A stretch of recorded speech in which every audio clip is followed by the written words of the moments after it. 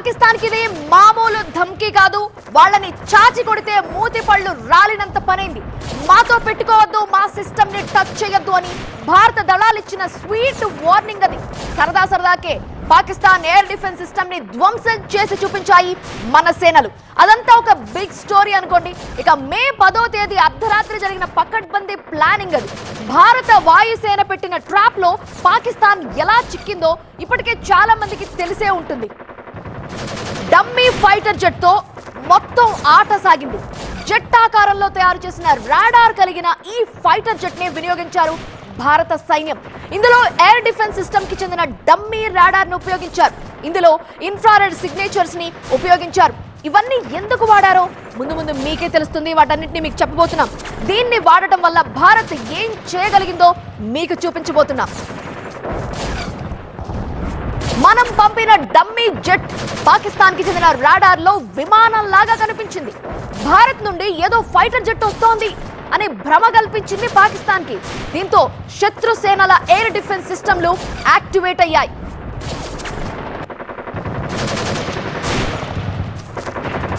రకరకాల రాడార్లని ఓపెన్ చేశారు. ఈ విషయాన్ని భారత్ పసిగట్టింది. ఆ తర్వాత శత్రు సేనలకి తన సత్తా ఏంటో చూపించాం. దీనికన్నా ముందు ఆకాశంలో ఒక విచిత్రం జరిగింది. దాని గురించి కూడా మాట్లాడుకుందాం రండి. వంశీ జెట్ 40+ అనే డమ్మీ ఫైటర్ రాడార్ ని, లక్ష్య అనే డమ్మీ ఫైటర్ జెట్ ని భారత వాయుసేన పంపించింది. వీటి వల్ల భారత ఎయిర్ డిఫెన్స్ లొకేషన్ దొరికిపోయింది అనుకుంది పాకిస్తాన్. వెంటనే మన డ్రోన్ వెంటపడ్డాయి పాక్ ఫైటర్ జెట్లు. ఎందుకంటే వారి రాడార్ లో అది ఫైటర్ జెట్ లాగా కనిపించడంతో దాని వెంటపడ్డాయి. దీంతో తప్పుడు దిశలో వెళ్ళాయి పాక్ ఫైటర్ జెట్స్. డమ్మీల వెంటపడి ట్రాప్ లో పడిపోయాయి. ఆ తర్వాత పాకిస్తాన్ కి చెందిన ఎయిర్ బేస్లపై ఖచ్చితమైన దాడులు చేసింది భారత్. డమ్మీ ఫైటర్ జెట్ ని పంపి ఎరవేసింది భారత వాయుసేన. అయితే డమ్మీ ఫైటర్ జెట్ మాత్రమే కాదు, డ్రోన్ ద్వారా కూడా డమ్మీ డిఫెన్స్ సిస్టమ్ ని క్రియేట్ చేసింది భారత్. దీనివల్ల పాకిస్తాన్ ఫైటర్ జెట్లు దారి మళ్లిపోయాయి. ఎక్కడికి వెళ్లాలో తెలియక డమ్మీ ఫైటర్ జెట్ చుట్టూ చక్కర్లు కొట్టాయి. అదే అదునుగా పాక్ ఫైటర్ జెట్లని కూల్చివేసింది భారత్. అంతేకాదు మన నిఘా డ్రోన్లు పాకిస్తాన్ ఎయిర్ డిఫెన్స్ సిస్టమ్ ఎక్కడెక్కడున్నాయో కూడా కనిపెట్టాయి. ఆ రోజు అర్ధరాత్రి మొత్తం 15 చోట్ల మిజైల్స్ దాడులు చేసింది భారత్. బ్రహ్మోస్ రుచిని పాకిస్తాన్ కి చూపించింది.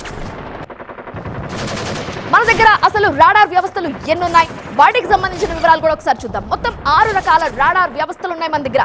1 Rajendra radar, 2 Rohini 3D surveillance radar, 3 3D low level radar, 4 Ashwini LLTR radar, 5 Samar air radar, 5 ఇక 6ది ఆకాష్ ఎయిర్ డిఫెన్స్. మొత్తం 6 రకాల రాడార్ సిస్టమ్స్ ఉన్నాయి ఇండియా దగ్గర. వీటన్నిటిని వాడుకొని, వీటన్నిటిని ఉపయోగించుకొని ఒక ఆట ఆడుకుంది భారత్ అని చెప్పొచ్చు. రాడార్లతో శత్రుసేనల కదలికలు, ఎయిర్ బేసులు, ఎయిర్ డిఫెన్స్ సిస్టమ్స్ ని కనిపెట్టి బ్రహ్మోస్ యాంటీ సూపర్ సోనిక్ మిసైళ్లు చిత్తు చేశాయి.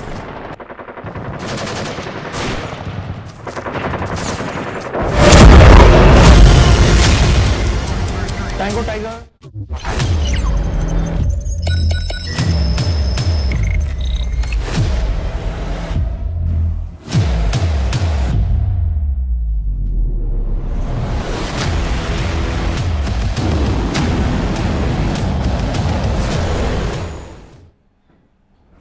ఆ రోజు రాత్రి పాకిస్తాన్ కి ఒక చావు దెబ్బ చూసిందని చెప్పొచ్చు. అసలు మొత్తం ఎక్కడెక్కడ భారతదేశం దాడి చేసిందో ఈ మ్యాప్ లో మీకు చూపించబోతున్నాం. పాకిస్తాన్ కి సంబంధించినటువంటి ఎయిర్ బేస్లు, అలానే రాడార్ సిస్టమ్స్ ని ధ్వంసం చేసింది భారత్ ఒక డమ్మీ జెట్ ఫైటర్ ని పంపించి అని. ఇప్పటి వరకు మనం చెప్పుకున్నాం కదా ఏమేమి ఎయిర్ బేస్ల మీద అటాక్ జరిగింది, రాడార్ స్టేషన్ మీద అటాక్ జరిగిందో మీరు చూడొచ్చు. మొదటిగా మీరు చూస్తున్న రహీం యార్ఖాన్, ఇదొక ఎయిర్ బేస్. ఇంకొకటి రఫీకి, ఇదొక ఎయిర్ బేస్.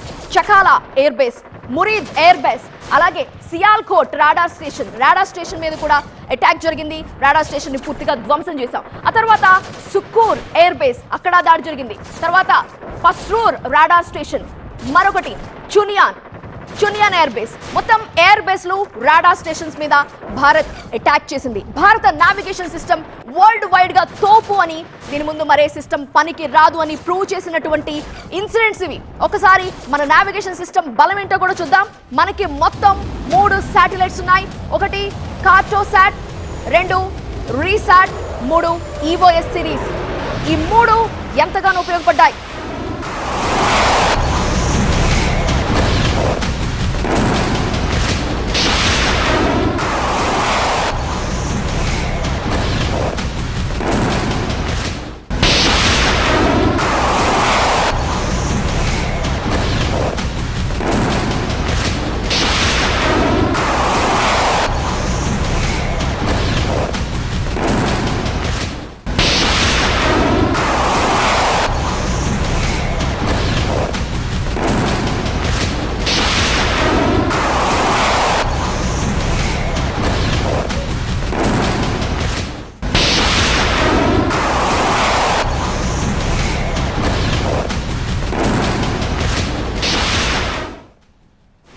సో భారత నావిగేషన్ సిస్టమ్ వరల్డ్ వైడ్ గా తోపు, దీని ముందు మరొక సిస్టమ్ పనికి రాదు అని తేలిపోయింది. ఒకసారి మన నావిగేషన్ సిస్టమ్ బలం ఏంటో కూడా గమనిద్దాం. మనకి మొత్తం 3 శాటిలైట్స్ ఉన్నాయి.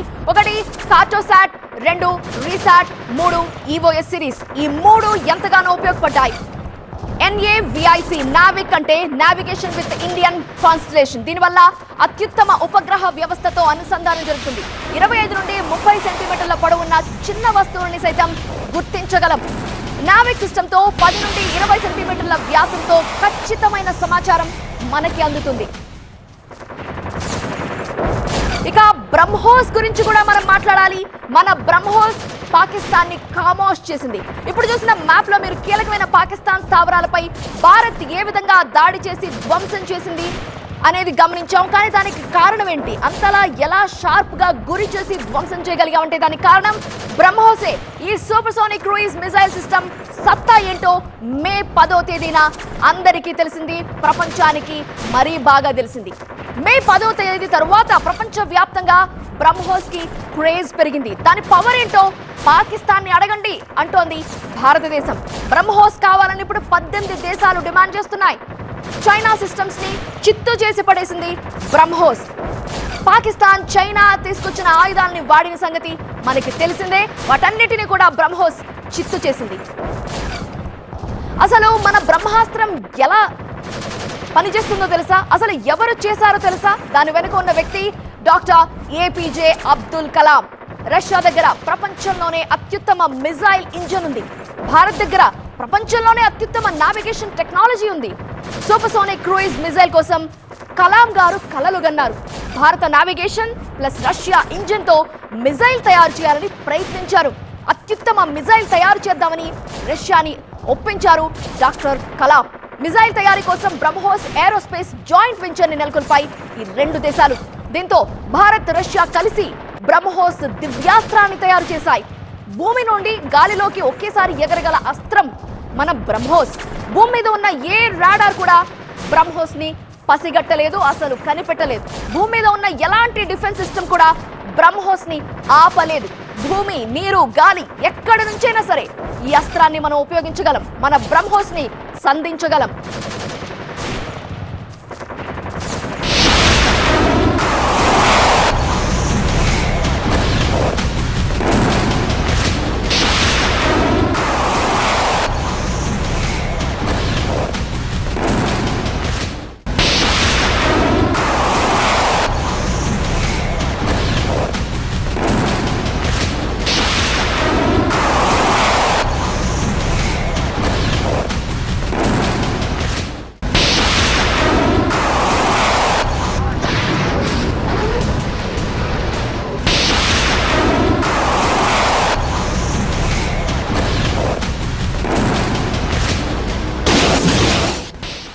భారతదేశంలోని బ్రహ్మపుత్ర నది, రష్యాలోని మోస్క్వా నది పేర్లని కలిపి బ్రహ్మోస్ అని నామకరణం చేశారు. 2 దేశాల మధ్య ఉన్న సాంకేతికతని పంచుకుంటూ ఈ సూపర్సోనిక్ క్రూజ్ మిసైల్ ని తయారు చేశారు. భారతరత్న డాక్టర్ APJ అబ్దుల్ కలాం బ్రహ్మోస్ ని తయారు చేయడంలో కీలక పాత్ర పోషించారు. 2001 జూన్ 12న దీన్ని తొలిసారి టెస్ట్ చేయడం జరిగింది. అప్పటి నుంచి దీన్ని అప్గ్రేడ్ చేసుకుంటూ వచ్చారు. ఇప్పుడు బ్రహ్మోస్ నెక్స్ట్ జనరేషన్ అంటూ సబ్సోనిక్ మిజైల్ ని తయారు చేస్తున్నాయి రెండు దేశాలు.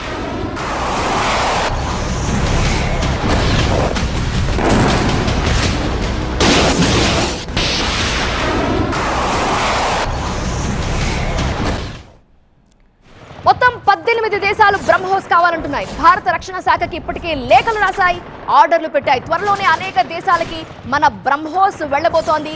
బ్రహ్మోస్ దివ్యాస్త్రం కావాలని వాళ్ళంతా కోరుకుంటారు. బ్రహ్మోస్ కావాలని అడిగిన 18 దేశాలని మీరు ఇక్కడ గమనిస్తున్నారు. Philippines, Malaysia, Qatar, Brunei, Singapore, Thailand, Saudi Arabia, దక్షిణాఫ్రికా, బ్రెజిల్, అంతేకాదు లిస్ట్ అవ్వలేదు, ఇంకా ఉంది. Venezuela, Egypt, Oman, Argentina, Chile and so on, Indonesia, UAE, Bulgaria, Vietnam, ఇలా 18 దేశాలు బ్రహ్మోస్ కావాలని అడుగుతున్నాయి. బ్రహ్మోస్ దివ్యాస్త్రం ఎలా పనిచేస్తుందో మనందరం కూడా చూసాం. పాకిస్తాన్ వాడిన చైనా ఆయుధాలన్నీ కూడా తుత్తునీలైపోయాయి, చిత్తైపోయాయి కేవలం బ్రహ్మోస్ దెబ్బకి. సో బ్రహ్మోస్ తమకి కూడా కావాలంటూ ఆర్డర్లు పెట్టాయి 18 దేశాలు.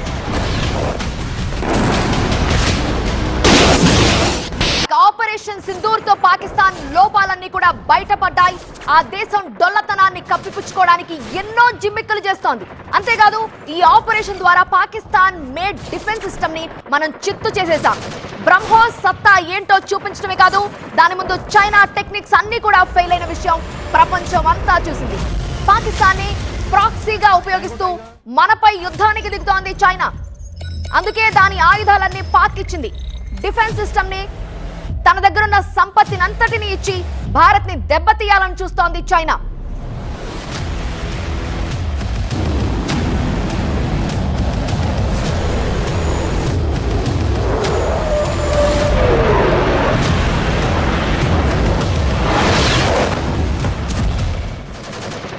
డిఫెన్స్ సిస్టమ్ ని, తన దగ్గరున్న సంపత్తిని అంతటిని చైనా పాకిస్తాన్ కి ఇచ్చి భారత్ ని దెబ్బతీయాలని చూసింది. కానీ చైనా దక్షిణాసియా, పశ్చిమాసియాలో అస్థిరత్వాన్ని నెలకొల్పటమే చైనా అసలు ప్లాన్. అంతేకాదు పాకిస్తాన్ లో ఉన్న అణ్వాయుధాలను ఉపయోగిస్తారన్న భయం ఇప్పుడు ప్రపంచ దేశాల్లో ఉంది. పాకిస్తాన్ పంజాబ్ లోని చష్మా న్యూక్లియర్ కాంప్లెక్స్ లో ఈ మొత్తం బ్లూ ప్రింట్ ని తయారు చేసింది చైనా. ఎందుకంటే ఆపరేషన్ సింధూర్ లో మేడ్ ఇన్ చైనా సిస్టమ్ మొత్తం కుప్పకూలింది.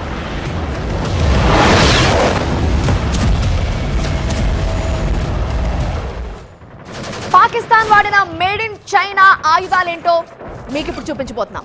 JF-17 missile, wing Loong drone, HQ-9 defence system, PL-15E missiles, ZDK early warning system, PRSS-1 Pak TES-1A satellite system, దీంతో పాటు పాక్ సాట్ MM-1 satellite, PRSC EO-1 satellite, ICUBE IQ-Q nano satellites ని పాకిస్తాన్ వాడింది. వీటిలో ఒక్కటి కూడా భారత్ ముందు నిలవలేకపోయింది. భారత్ అన్ని మిసైల్ ని సర్వనాశనం చేసేసింది. శాటిలైట్లకి చిక్కకుండా జాగ్రత్త పడింది. పాక్ అండ్ చైనాకి కోలుకోలేని దెబ్బ కొట్టింది భారత్. మన బ్రహ్మోస్ తో పెట్టుకుంటే మటాషే. ఒక్కో బ్రహ్మోస్ మిసైల్ పాకిస్తాన్ లో పడుతుంటే రెండు దేశాలకి మాడు పగిలినంత పనైంది. నిజానికి చెప్పాలంటే మనం యుద్ధం చేసింది పాకిస్తాన్ తో కాదు, చైనాతో.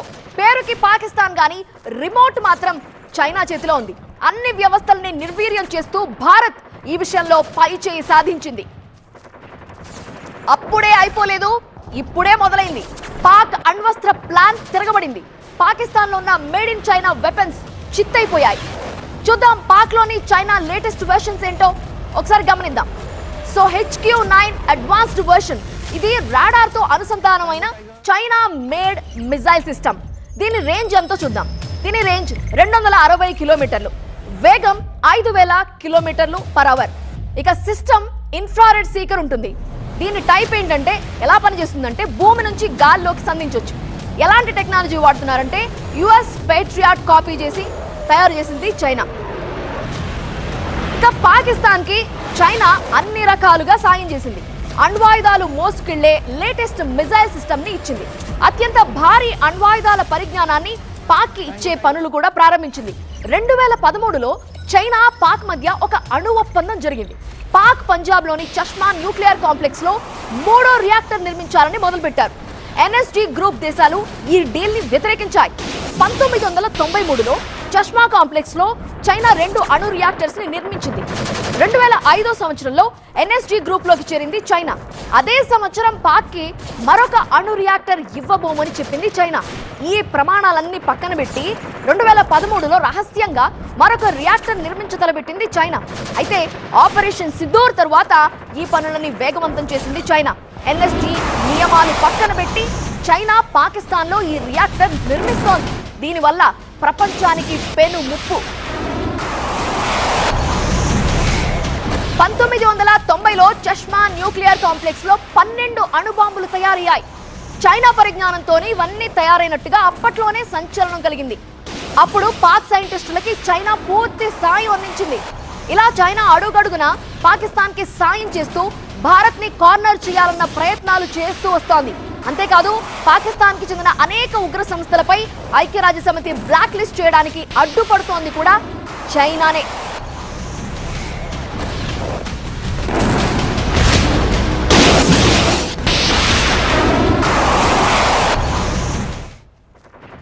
ఇది వాల్టి వార్ జోన్. శత్రు దేశాల ప్లాన్లేంటి, భారత స్ట్రాటజీస్ ఏంటి, ఎప్పటికప్పుడు వార్ జోన్ బులెటిన్ లో మీకు అందిస్తాం. చూస్తూనే ఉండండి టీవీ 9.